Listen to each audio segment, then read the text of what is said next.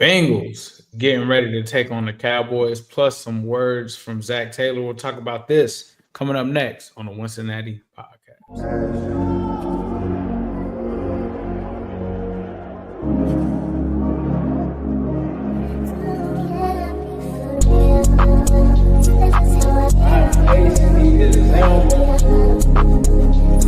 It's an exciting time to be a Bengals fan.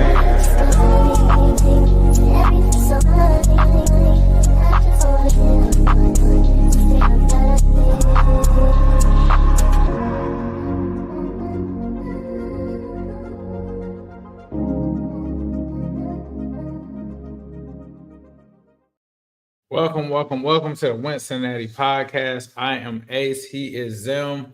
We got a bunch of topics to get into tonight, but first, before we get into them, partner, how you doing? I'm doing pretty good, man. I'm chilling. In the office today. Just trying to maintain and we got some real good topics that I'm still kind of like shocked at a bunch of them. So I'm excited to get into it though. I'll tell you that. Nah, for sure, man. A lot of shocking stuff. Zac Taylor takes some accountability today. We're gonna talk about that. Jamar Chase pops up on the injury report with an ankle injury. Lots of injuries popped up for the Bengals, so we'll be talking about that. Logan Wilson, the Bengals signed a kicker, so like I said, we'll be talking about injuries, new faces and new places, and then an old face about Gronk. We're going to talk about that. Joe Burrow apparently sent Gronk a text message about joining the Bengals. We'll get into that. And then, of course, we've got the Bengals versus Cowboys preview for you guys, our Wincy play of the week, and giving you guys the game plan. We're going to get into all of that coming up next. Let's go! Let's go! Let's go! Let's go! All right, man. The moment that we have been waiting for, at least I've been waiting for, Zac Taylor finally took ownership today over the Bengals struggles. He says that it's on him for the Bengals struggles. He's been in constant communication with the offense and the front office, things like that. For me with this one, it's about damn time. I'll say this, man. I don't have anything against Zac Taylor, the person, the guy that he's been coming into this Bengal situation. It's not personal for me. It's business. And business has not been great this season, like especially when it comes to the Bengals. The standard hasn't been the standard. This was a team last year that won 9 wins. This team with arguably a better roster has underperformed, and they have not lived the standard. And right now they're sitting at 4-8. And now Zac Taylor is finally taking, I think, what he should have done early on in this situation, which is accountability, saying that it's on him. So with that being said, it seems like there's a lot of speculation. I know that there's odds out there that Zac Taylor is on the hot seat. I think it's for sure that we know that he's on the hot seat now. I'm glad that he took some accountability for the situation. What were your thoughts with him saying it's on him? I feel like it's just another PR move. Like I'm shocked that you're like. I mean, I'm saying your takeaway from that. Did you feel encouraged by him saying that? No, I just felt honestly loud. Now, here's the thing. Sometimes when you just see a line and you don't watch the actual press conference, it can be two different things. I'm gonna be honest. When I seen that notification for Zac Taylor press conference earlier, I was like, I kind of cued that meme where the lady gets up and like walks off. Like, I'm not doing like I wasn't about to listen to that. But hearing him say this, I don't know if it's a PR move per se, bro, because it's like everybody knows it's your fault, bro. Like, you know what I mean? So I wasn't encouraged at all. I just feel like it's like, yeah, bro, like you're really on the hot seat. Like, it's not none of this, let's stick together. I still believe like we're a playoff team and we're gonna ride together. Like, nah, let's cut the malarkey, bro. Like, let's hear what it really is. It's on you. Yeah, it's on you. I mean, but then again, I did not hear him. Is that how he said it, or did he just throw it in there? I didn't even watch it myself. I saw the same. I couldn't watch it, bro. There's nothing. I've been saying this on the last 2 shows though. There's nothing that he could say that would make me care. I think a lot of our fan base, like, they'd be like, "Can you believe what Pratt said after the game with, missed tackles?" And I'd be like, I mean, I'm at the point once I have a good assessment of what I've seen in combination of him being exposed on like Hard Knocks, like the bits that I've seen from that, and I'm just at the point of like, my biggest fear is that he's still going to be here, and so everybody crashing out on him. I would tell you, just pause for 1 second. Let's see this thing play out, because I will tell you this. Say you do crash out, like I'm ready to crash out on Zac Taylor. I could see a scenario, though. They come back next year and just start off like 4-0. And then in your mind, you'd be like, damn, like Zac might be.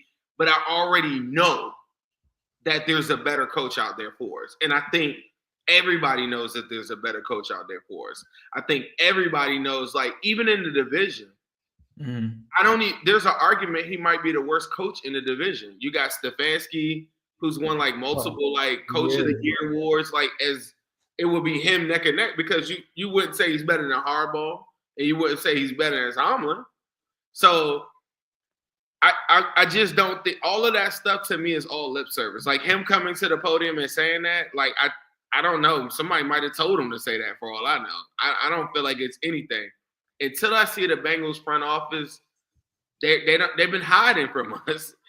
And until I see them come out and like have some action and somebody's out of there, it's just it doesn't even matter to me, bro. Unless he's saying, yeah, like I'm changing this, but it's too late.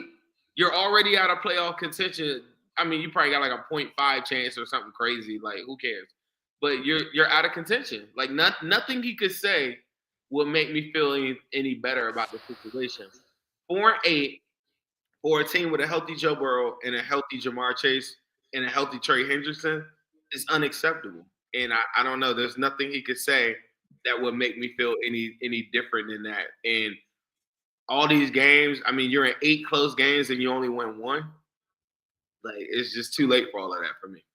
Yeah, it's crazy because we get the news today. Joe Burrow wins AFC Player of the Month for November. And then right after that, it's like, yeah, Bengals went 1-3 in that stretch. So, yeah, I mean, him taking accountability doesn't make me feel like keep him. Nah.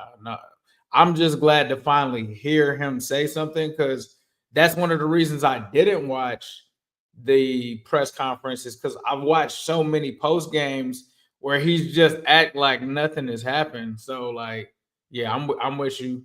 I think like this is signaling the beginning of the end for him. See, that's another problem though. Some of the actions that they're doing don't make me feel like it's the beginning of the end today. Like, it kind of hit me. Like, I think the Lou move, it'll happen eventually. But honestly, I thought about this. If Zac was on the hot seat, it would be 2 coinciding moves. The first one would be Lou after that game, like gave up 44 to the Steelers. Yeah, that was crazy, bro. It's so once you give that up, then now you got to think like, if I'm the front office, okay, Zac, 4-8 is unacceptable. Your defense just gave up 44 points. You're on a hot seat. First step, we're getting rid of your DC because that's unacceptable. They didn't even do that. It's like they're letting him play out the rest of the season at the very minimum, and then maybe they'll and I think they'll probably get rid of Lou at the end. But the fact that Lou isn't gone yet, kind of, if I'm them, I'm not moving on. That to me, it's not signaling that. And then also putting guys on the shelf for a coach that's like playing for his life. You're like, hey, Logan, like, can you, like, this is, like, you know what I mean? Like, we're going to get into the injuries. It signals, like, they're going to keep this dude, bro. And I hadn't thought about that. I know people say that, But I don't know, man. It's giving me weird vibes. And you think about how cheap they are with the dead cap money on his contract. I know he's got some years left. You might be right. I'm gonna tell Bengals people that's watching this right now, you ain't selling nobody on that. You're not selling nobody on bringing Zac Taylor back. I don't think you selling Jamar Chase and Joe Burrow on bringing them back. I think we've all seen what all three of those guys look like on Hard Knocks: Jamar Chase, Joe Burrow, and Trey Hendrickson. We all saw what they looked like in there when Zac Taylor was kind of talking. You can't really fake that. I don't know how you sell that to, the rest of the season and all of that. To me, even if you do shelf Logan Wilson, even if you do shelf not Trey Hendrickson, but if you do shelf some of these guys, Evan McPherson, like that's probably doing you a favor, to be honest with you. But even if you do shelf some of these guys, you cannot get out of losing to a team like the Browns. You can't get out of getting swept by the Steelers. You can't get out of being 4-8 right now. Like, I don't know, bro. Like, if they win like one more game this season, I don't know how they could justify keeping Zac Taylor. Like, we have seen weird things happen, like you said. I don't completely disagree with you. I just feel like us being on this platform, I have to say we're not going for that shit. Like, I'm sorry. Like, we're not going for y'all keeping Zac Taylor another year. Could it happen? Sure. But I just feel like after this year, after what we've seen, I can't sit up here and just be like, yeah, they could keep him. Nah, we gotta push it. We gotta have that same energy we had with Andy Dalton, bro. He gotta go. He gotta go, man. But the dangers of this. I know how they could spin it because I'm pretty good at like sending a message to people. They can spin this. And a lot of people, I've seen this online too. They're gonna hang on to, like, when they write up the stories and stuff, and it's like some of our folks at Bengals.com, and shout out to them. When they write those stories, they're gonna boast about a top 5 offense over and over again. And to me, they could hang their hat on Joe Burrow. First 2 full seasons, went to back-to-back AFC Championship games. He came back the season after that, and he got hurt, and they still had a winning record with the hardest schedule in the last 24 years of football. They could say one bad season couldn't doom this guy, and in fact, we just had some miscues, a lot of injuries. Notice how they're showing all these injuries, like the injury list a lot. They have all these injuries. Top 5 offense. Let's give him another chance, and he's on a short leash or something like that. Like, I could see them coming back and spinning it like that. And a lot of people, and if you take a hard stance on it, which I'm with you. Like, I'm taking a hard stance. Like, I don't want him back. But if you take a hard stance on it, the problem is next year, when the excitement and everything of Jamar Chase and whatever they do next year, whatever, they know that they got us because we're diehard Bengals fans. There's a lot of Bengals fans that'll just say, I'm not going to watch them. But me and you, we're going to watch them. Yeah, it's hard not to want to watch Jamar Chase and Joe Burrow. Like, they do got us from that standpoint. That's why it has to come from none other than those two guys. And I don't know if Jamar Chase has the same pull as Joe, which I feel like he should, because AJ Green had a lot of pull back in the day when it came to getting rid of Ken Zampese. But that was a situation where I feel like AJ had more pull because he was the bigger star between him and Andy Dalton. Let me ask you this. If Jamar Chase told everybody he had a Batmobile, how do you think they would receive it online? Jamar Chase? I think that they would be like, why would you need more money or something like that if you can buy the Batmobile? Did anybody say that about Joe Burrow? Nah, but I mean, Joe is untouchable. It's untouchable, it's bro. It's two different worlds. When the Bengals lose, this is going back to the conversation that we and you. But I will say this: if Jamar Chase was like, if you guys don't get rid of Zach, trade me. I think that might do it, bro. I think that might do it.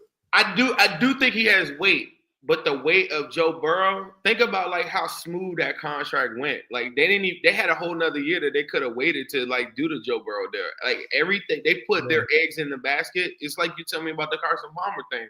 They put all their eggs in basket on Joe. Like if you came to them with a crazy offer, and I hate that this is even like a real topic, and somebody wrote an article about this.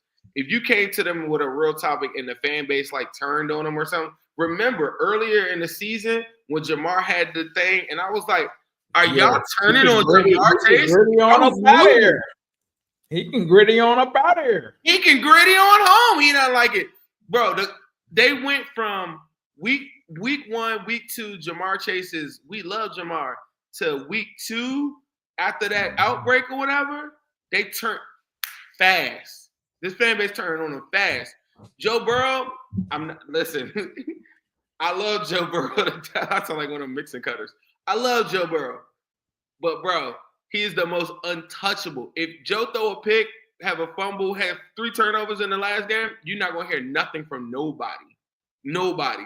Joe Burrow told everybody in front of T. Higgins and Jamar Chase, I got a Batmobile. And no fan I saw on that thing was like, what is he doing with a Batmobile? Like, what is it? Everybody thought it was cool. If any other player on the team said that they had a Batmobile, they'd be like, bro, you're greedy. I'm telling you, super untouchable. I think the Batmobile is fire, just by the way. Like, it's because I don't even is it even street legal? Like, I got so many questions. That's kind of crazy. But yeah, I do agree with you. I think like if it were T, if it was anybody else. If it was Evan McPherson, they might get him up out of the natty. I ain't even gonna hold you for real. Bro, listen. Look, when Jamar didn't do his deal, they said he was greedy. Yeah, that is true. When T didn't get his deal done, they blamed David Mulligata or whatever. Joe Burrow was made the highest paid quarterback in the National Football League, and nobody blinked the eye, bro. Like, I get it, the positional value, Joe Burrow, everything that I understand it, but you just felt like that money could have been spent on on Xavier Howard. No, but the irony in the conversation is a little crazy though. Like you got one guy that is playing on his contract on his final year, like on a franchise tag, where if anything happens to him, his career could be on the brink, and he's in the conversation. And Joe is the highest paid quarterback in football, saying, "Yeah, I just bought a Batmobile." Like, I just thought that was a little wild. I mean, Jamar doesn't have his deal. Maybe Joe is the only one that's been paid. Maybe he feels like Jamar is gonna get his deal, bro. I don't know. I do too. But I just think that the dichotomy of it is kind of crazy and it's kind of insensitive a little bit. I mean, I get it. That's his boys, but it's still like, damn, I don't have. That was another thing I was gonna say. Their relationship, if they're close, it's not even a thing. I was just thinking about like the around it, like what it kind of just says in general. It's all of us as viewers watching it. Like if one of them would have said they had a Batmobile or something like a high price like purchase of that magnitude, I just think that the perception of them would be very different than opposed to Joe Burrow's very cool and he's got a Batmobile. Like, and I think that goes hand in hand with how we view the team too, and how in my original dude driving the Batmobile around the natty is about to be crazy. I think that would be dope. I think it would be crazy, but it would be real crazy if all 3 of them had 3 Batmobiles riding down the street. What if they were like? But see, that's how I view them. But I don't think like when you hear people talk about them, that people always say Joe Burrow, all he needs is an offensive line. He doesn't need all the weapons, right? I disagree in this regard. I think the margin for error for the style of play that Joe Burrow plays is very, very slim. Those other quarterbacks like Mahomes, Lamar, and Josh Allen and Herbert, they all have wheels, so their margin is bigger. They can run, they can scramble, they can do all these different things on 3rd and 2. Joe Burrow has to be on point. He can't miss a throw. He can't do any of that thing. And how do you aid that? You give him an offensive line, sure. but also you need weapons that get him open really quick. And that's the reason why me and you had the whole Penei Sewell versus Jamar Chase conversation, is because the margin of error is very small for that style of play. And that's why I always go back to these games where I was telling you, I'm like, hey, look, okay, say the Bengals get a better defense next year and the score is 24-24. I mean, I'm sorry, let's say it's 17-17. You have to go make those throws or whatever, and you have to go complete that because the margin of error is very small. And that's why I'm like, one way we could close that gap is get a really good coach. Yeah. And if you get a really good coach, I don't think all this pressure would be on Joe Burrow. And if you don't change the coach, I am very afraid of Joe Burrow without T. Higgins, Jamar Chase getting Megatron treatment, and then Joe Burrow's forced to throw for 400 yards a game, and then we're boasting we got a top 5 offense. That's not efficient, and it's not sustainable.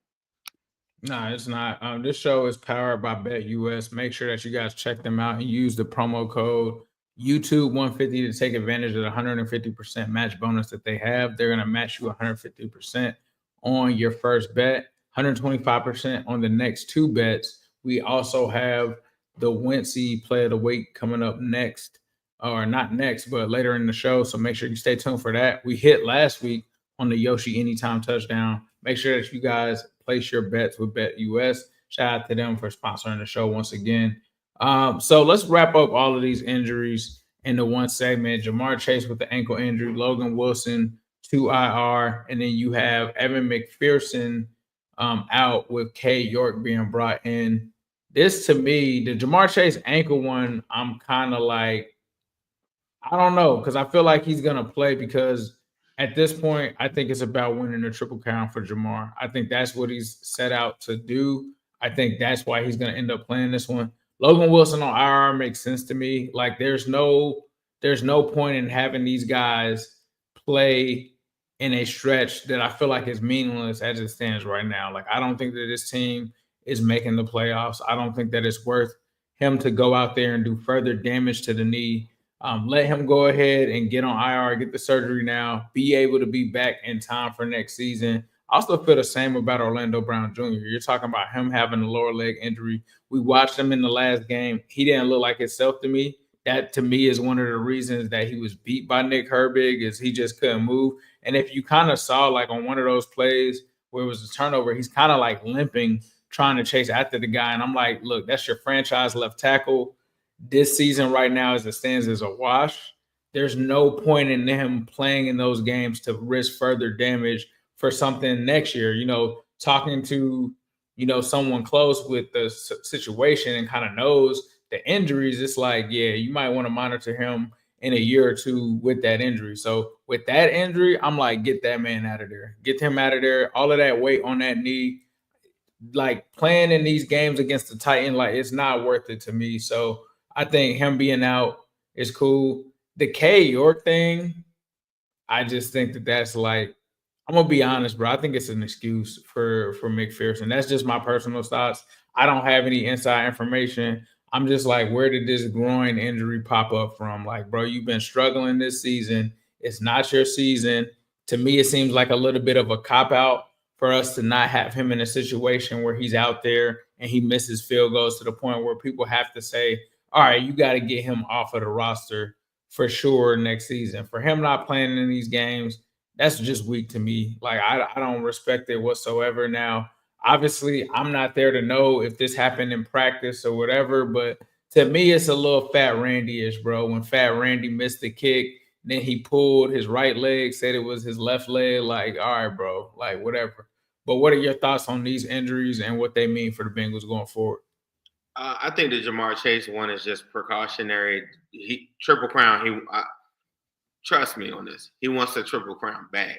So that I wouldn't make too much of that precautionary. There's a couple wide receivers kind of doing the same thing. If you play fantasy football this week, just trying to make sure that they're fresh for the end of the season. The McPherson one, yeah, I just think that if you look at that extra point or the field goal or something, it was one that was really close. And I think, like, they've probably seen enough, and this is just their way of doing it. I called for it, I guess, 2 weeks ago. I was like, man, you don't think on a bye week they would just bring somebody in? I think that they took another week and looked at those kicks and said, he's still a little like off to me. Let's give him a full reset, come back in 2025. I don't think he's hurt at all. And then the other one, Logan Wilson, you're 4-8. You know that he's back next year. He is one of the guys that you know is back. Like under any circumstances, there's no circumstance that I can think of Logan Wilson isn't back. So you get him prepared and get him ready for the next season.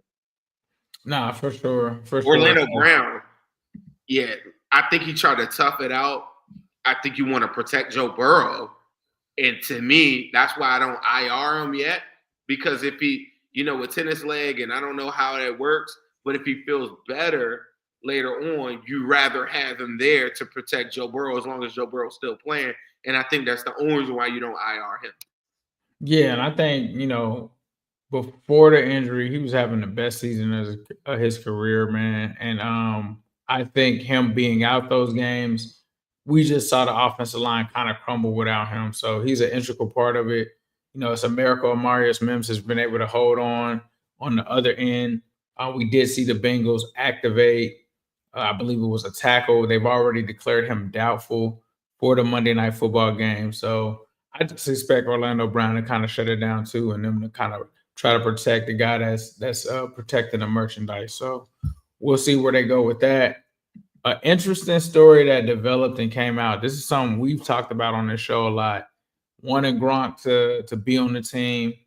It appears that Joe Burrow did text Gronk. I'm not sure what year it was, but 2022 leading into 23. 2022, which makes sense because Gronk said that there was only one quarterback he would play for. Joe Burrow was that guy. Apparently, he got a text that was actually from Joe Burrow, but he thought was a prank at the time, saying that he wanted to play with him. I mean, now I'm just kind of sick because that's like one of them what if kind of things. But, clearly it's dope to see that Joe Burrow, was aware of this, wanted to recruit Gronk to play with him. It's just like, damn, why couldn't it have happened, right? Like, we all wanted it to happen. Some people, like you said, stated, oh, that's never happening. But to see that Joe definitely wanted to make it happen, I just wish Gronk would have known, like, bro, this is really Joe Burrow texting you to get you to play with him.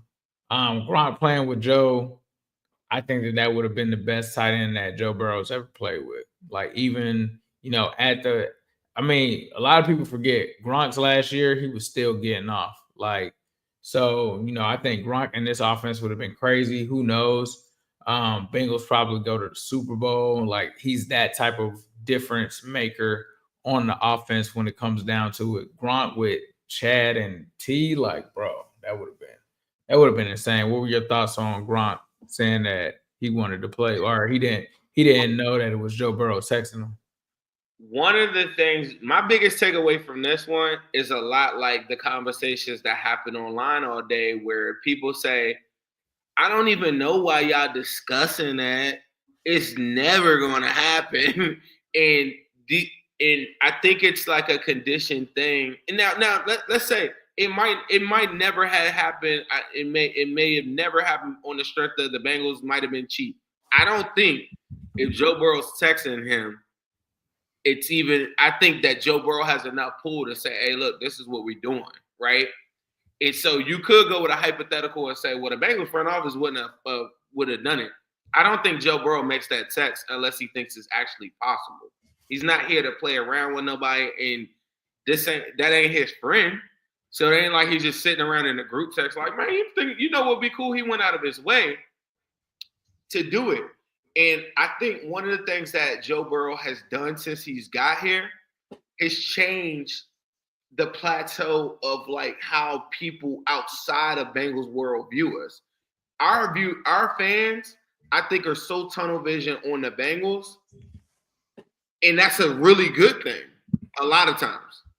I don't think that they understand that the reason why like certain accounts like your account and other accounts online get like 100,000 views or 200,000 views on just a simple tweet, and that doesn't happen for like a Colts tweet, or it doesn't happen, and I'm sure it does happen, but it doesn't happen as much. And it's because of the reach since Joe Burrow has gotten here that I don't think people are really processed like how valuable he is to a franchise.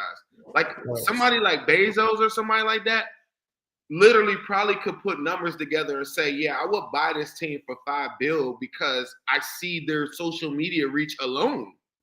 But I don't think the average Bengal fan understands like the conversations, just like when Orlando Brown was saying, people thought that wouldn't happen. And when it happened, they're like, what? Now it's like, that's just like, okay, yeah, we got Orlando. At the time, that was a big deal. It was. The Gronk conversations that we kept on having in the same way I'm having about Bill Belichick is because I know that there's mutual interest. I know that if I can send this information out to enough people, it's now a conversation. I have no control, but I believe in my mind that it could happen. The Gronk thing for a month, you got to remember in that time frame, there was a void at tight end. It was an injury. Drew Sample was out, I think, or somebody was out.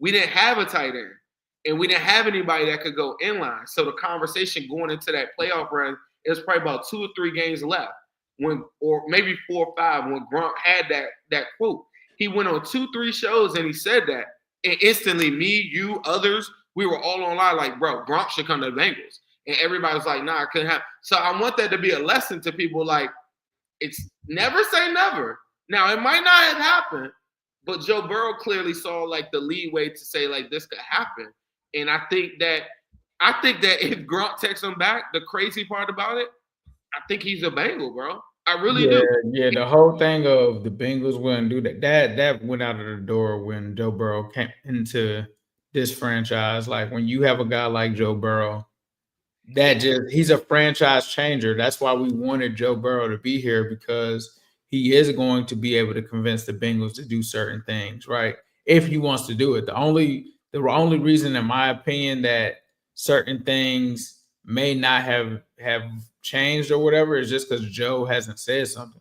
Like, and to me, I think going through this season, I think Joe's going to be more vocal. But Joe's always been vocal, like you said.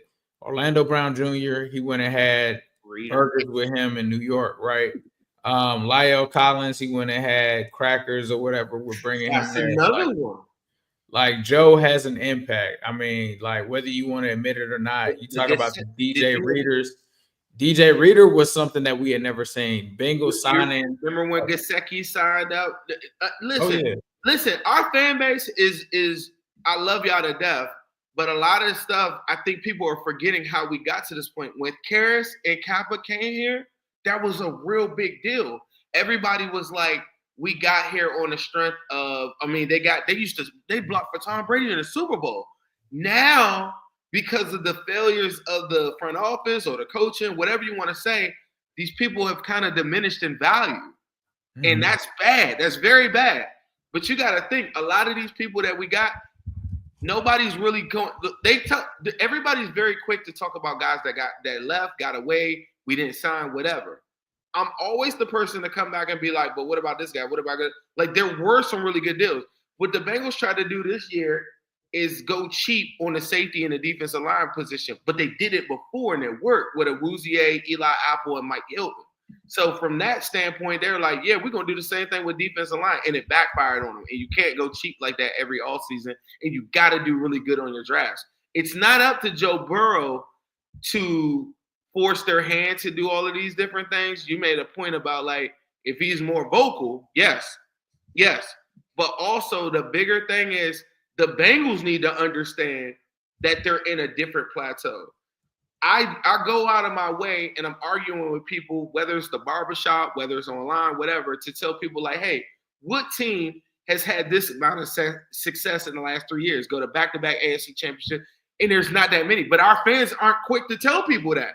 And then they look at me like I'm talking trash because I'm telling you an actual thing that has occurred. Back-to-back division titles, back-to-back AFC championship games. The only teams that have done that in the AFC and the NFC within the last 3-4 years is the Eagles, the 49ers, and the Chiefs. Those are thought out to be the higher tier teams of the NFL. The Bengals have to get on board with this is what we are now, and they have to back that up with the money, how they move, which it leads me to believe that I think they have a cash flow problem. Somebody like a Gronk, I don't think at that part, it was so late in the season, That's not a big money issue. Some of these small issues that we talk about, like the running back position and stuff, $3-4 million, whatever, like that's nothing. That's nothing to these people that are now making big money. They're now on Forbes. Everything has changed for the Bengals, and I think the Gronk text is a testament to say you never know, because the reach after life after Burrow is very different than what you grew up on as a Bengal fan. Nah, for sure. Speaking of growing up as a Bengal fan, shout out to D Pice in the comments. Says that D Pice is in the house. Shout out to him. Appreciate you, bro. I miss you in Spaces, D Pice. They didn't like me in there anymore. Sorry, we left Spaces, but I do miss your realness, D Pice. Nah, for sure, for sure. Before we get into the Bengals and Cowboys preview, we have the Wincy Play of the Week. Right now, I actually got a couple of joints. So obviously, this is a Monday Night Football game, so it's a little different. But I do have some props pulled up here as they're loading in. Let's see. See if we can get these going. Are you excited for The Simpsons? The Simpsons joint is gonna be fire. I think I'm gonna actually probably try to watch it that way. I'm really interested in seeing what the Simpsons thing is gonna kind of look like. I think that it's gonna be fire.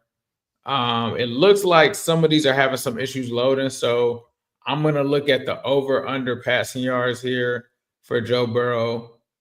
Over or under 278.5 for Joe?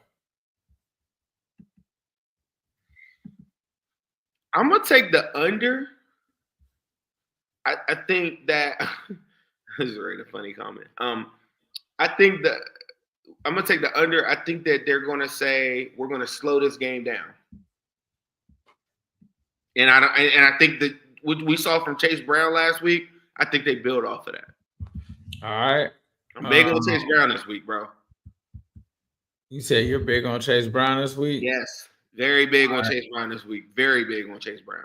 I'm going to give you the under on the Joe. I'm going to hedge the bet, and I'm going to take the over, bro. I was looking at some stats today. The Cowboys are like the Bengals when it comes to defense this season. Yes, sir. And I just feel like in a game with Cooper Rush, in a game with Joe Burrow and Jamar Chase, Chase trying to get that triple crown, this could be one of those gimme games for him. I think the next two that they're looking at, they're potentially games that set them up to be able to take advantage of these defenses.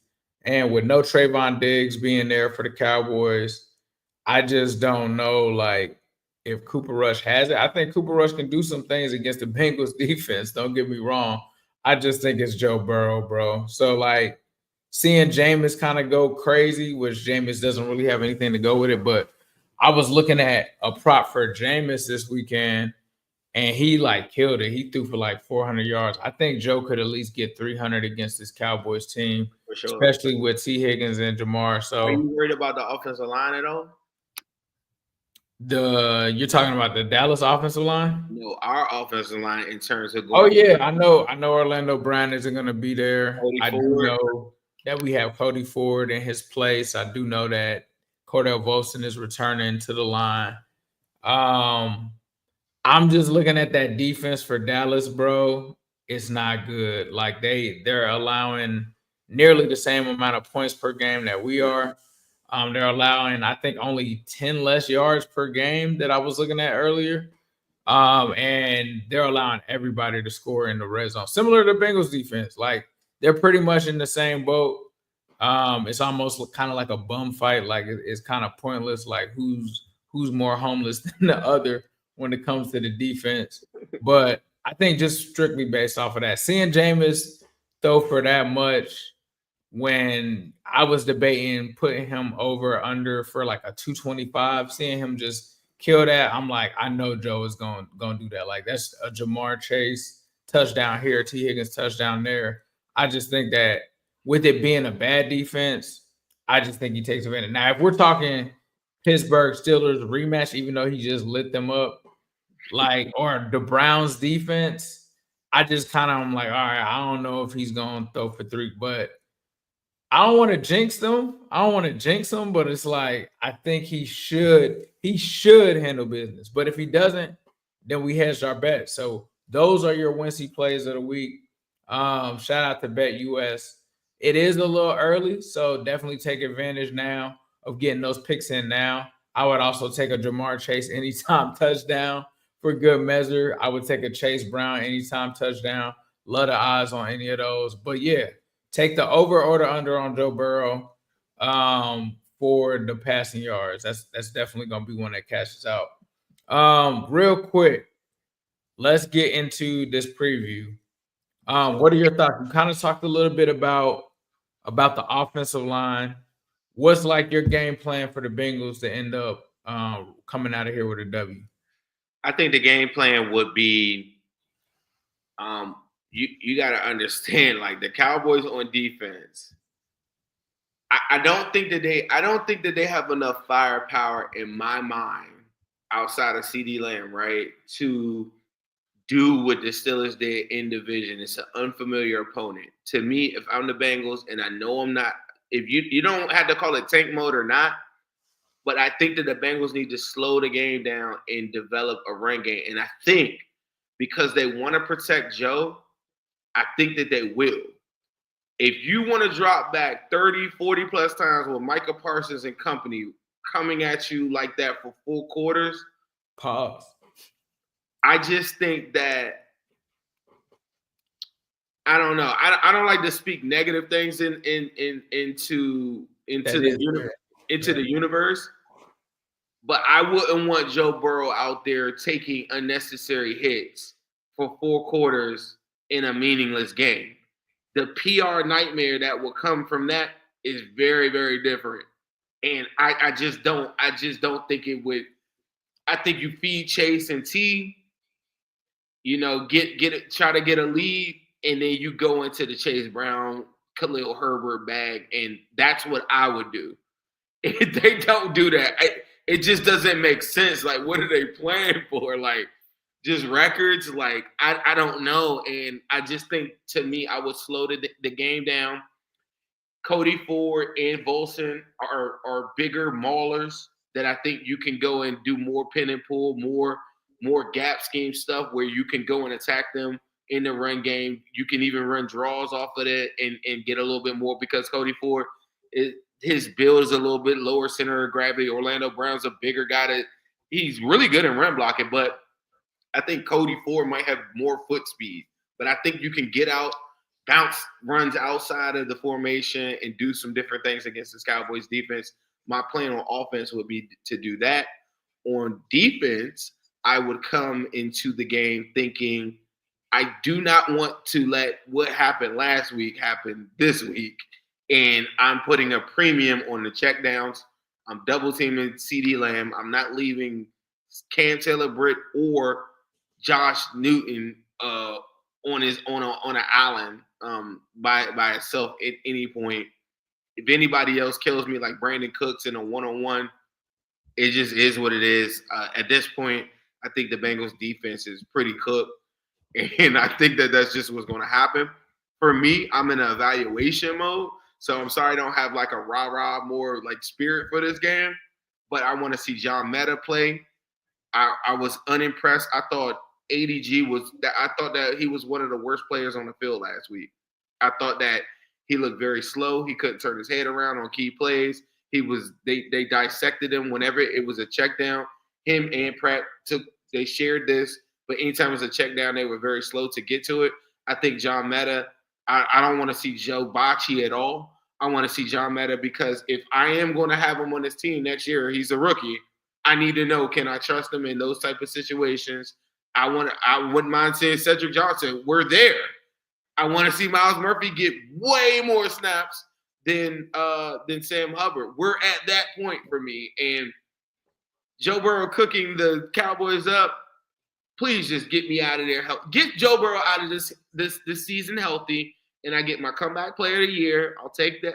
I'll take my second comeback of the player of the year.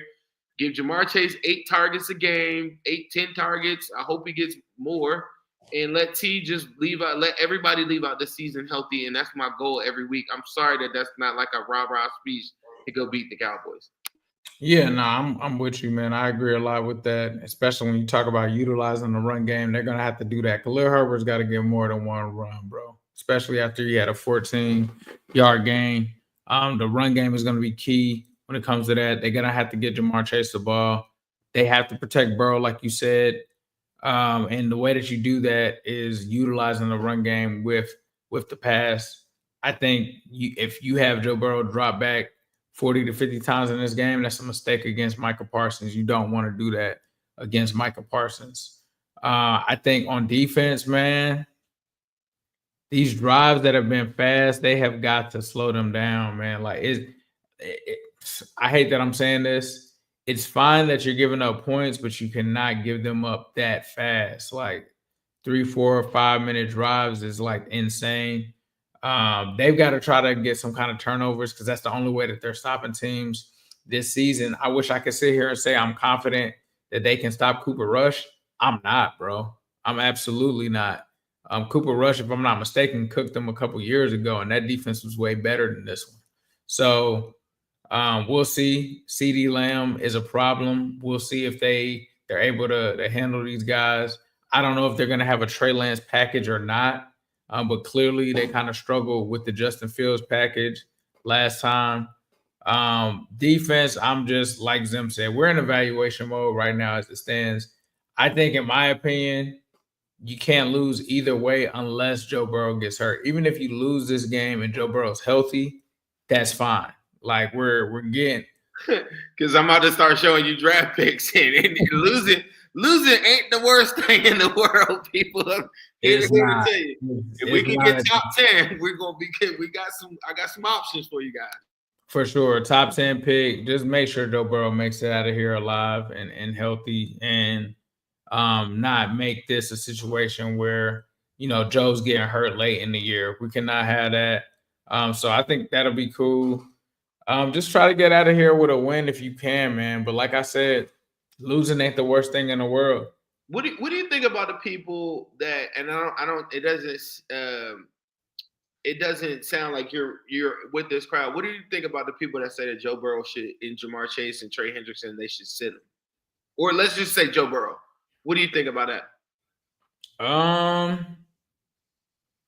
don't think it's fair to Jamar Chase, Joe, or Trey to sit them just from and I know it's not like some people are going to be like, oh, it's not about individuals, but to rob them of the seasons that they're having would be weird, a little weird to me. Like I think back when AJ Green could have had the Randy Moss record extended that he broke, and they sat him and kept him from getting that record, right? The 34 yards. Like, I think you really have a problem on your hands if you keep Jamar Chase from getting the Triple Crown. I think he's going to hate you. I think he's already mad at you. I think doing that is just going to make him even more mad. I think the Trey Hendrickson thing, I don't always agree with a certain reporter around Cincinnati, but I think that she was right when she said, like, the Trey Hendrickson situation is still there. Like, it's still not you're going to have to deal with what's going on with this money increase with him. I think taking Trey Hendrickson out as a leader in sacks and taking away his leverage, like, in the offseason, is just going to piss him off. So, like, I get where people are like, hey, keep them healthy. But I think you actually piss these players off because the Bengals, one of the things that they do, they get players that love football. These guys love football. Like, whether it's meaningless football or not, these guys want to go out there and ball out, and they want to play. Like, Joe Burrow's been a guy that's had to sit out and watch games. He doesn't like it. Like, he always tweets about it after an injury, like, update, watching football and not being there sucks. Like, I don't know if he's going to be cool with that. So I get why one would say that. And if they were playing with injuries, sure. Like, now, we don't know if we don't think that they really are, right? And they haven't been on any injury reports outside of Chase today.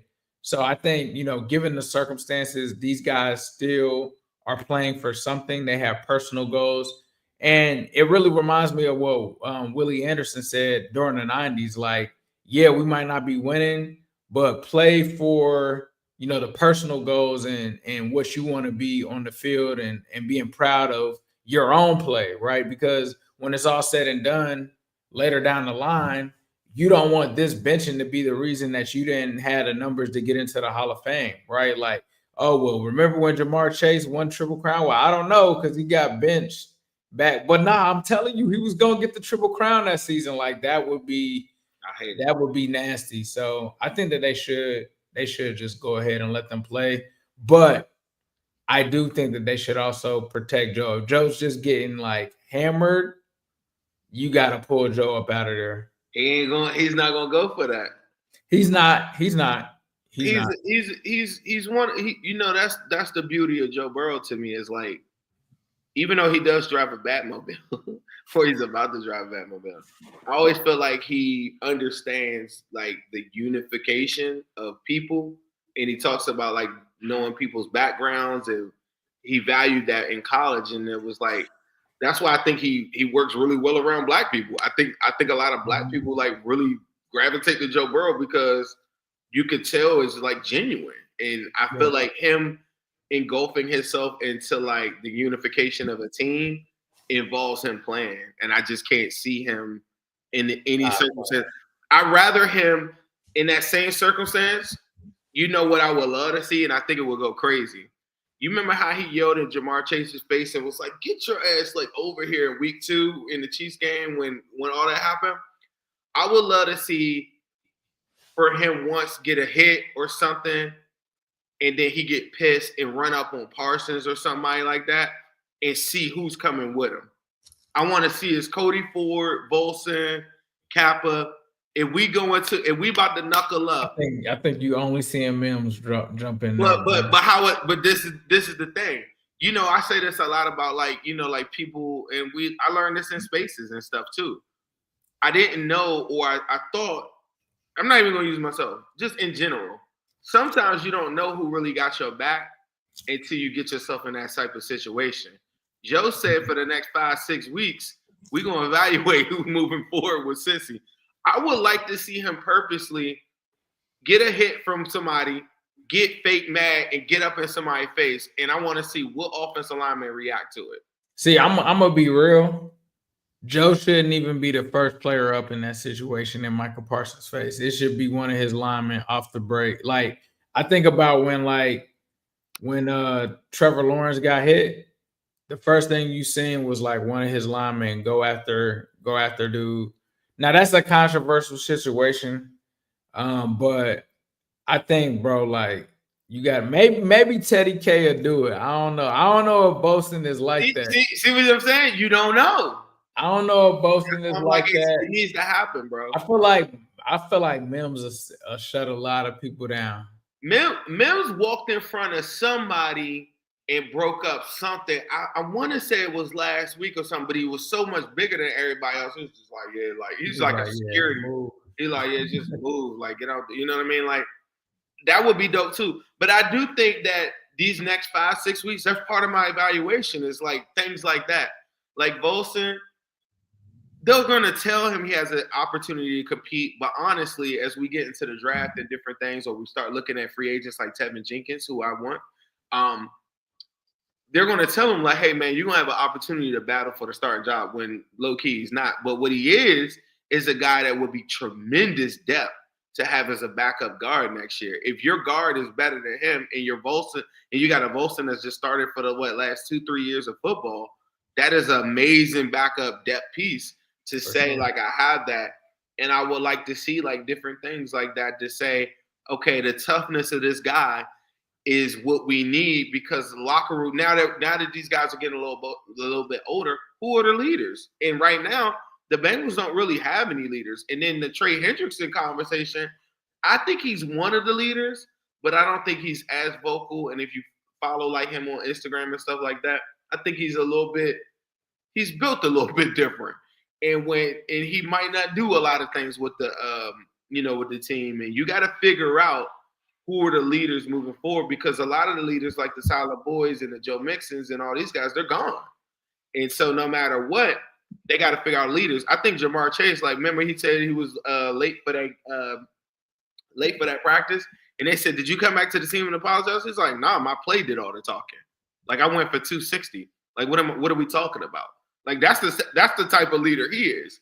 Who are your vocal leaders next year when we go into whatever next year, and who's the guys that you know that you can count on to make plays?" And I just think that we're in a very critical time to do so. And I'm a little nervous that they're gonna make some mistakes. The Trey Hendrickson one is you seen my takes on him a little bit.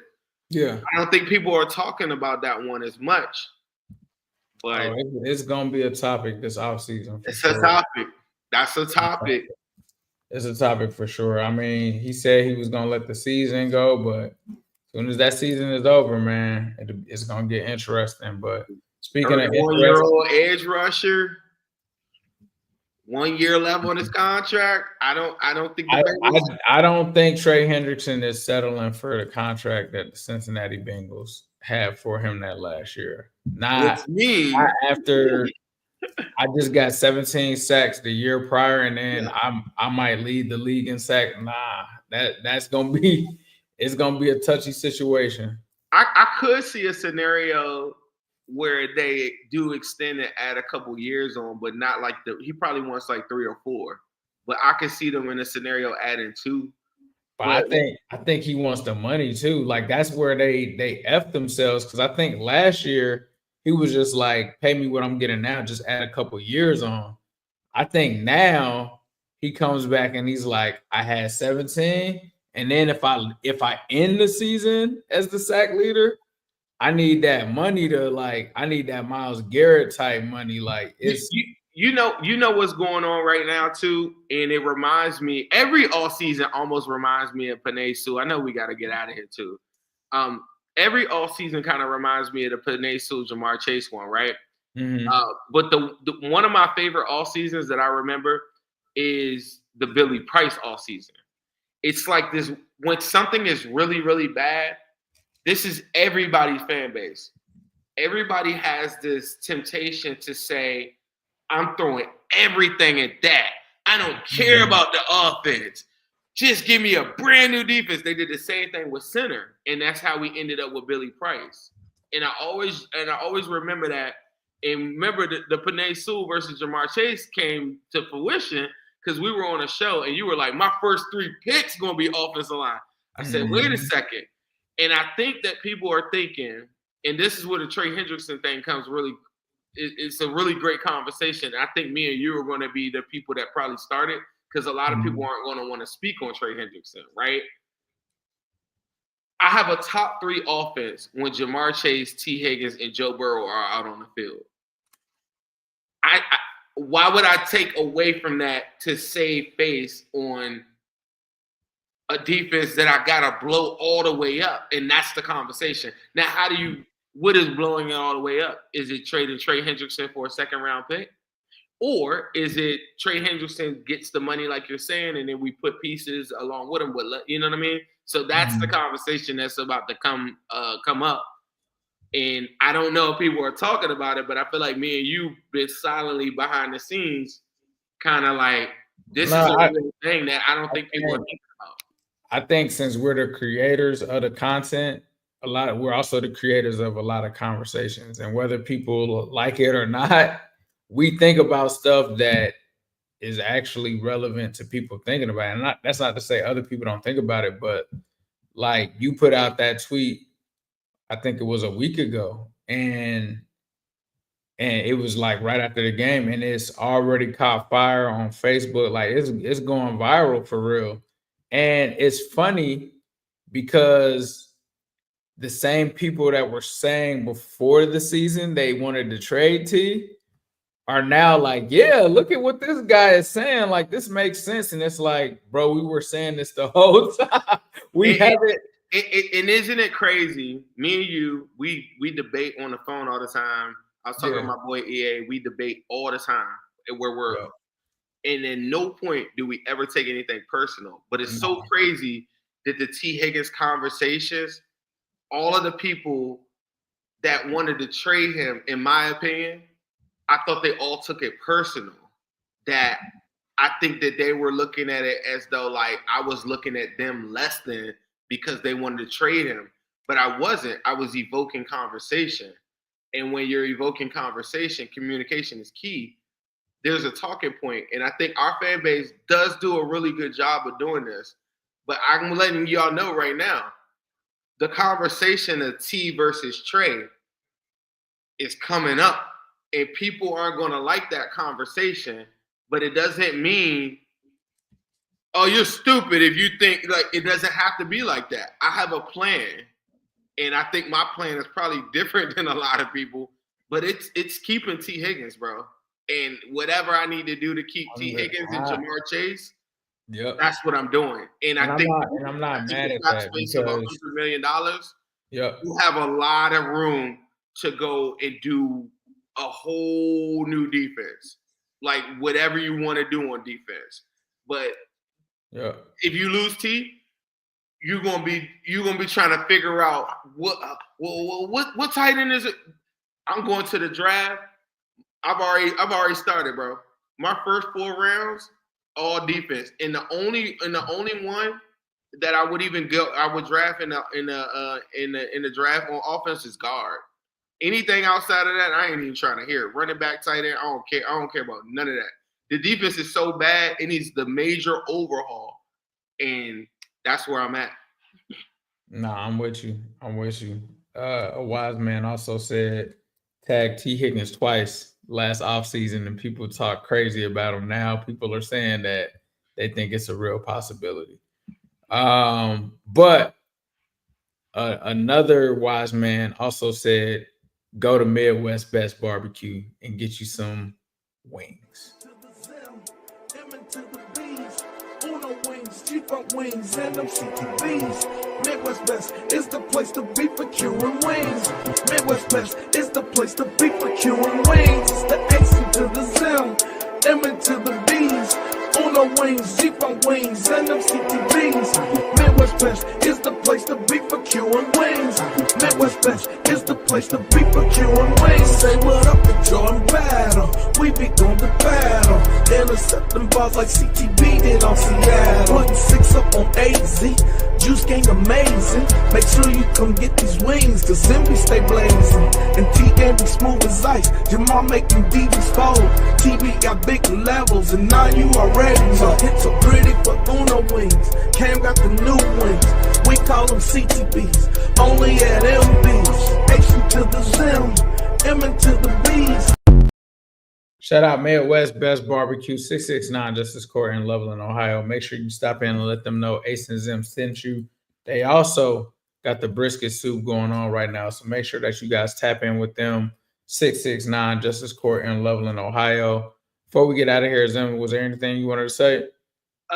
Bill Belichick is rumored to have taken an interview with the Panthers. There is, if you go check this out, there are some things out there that says.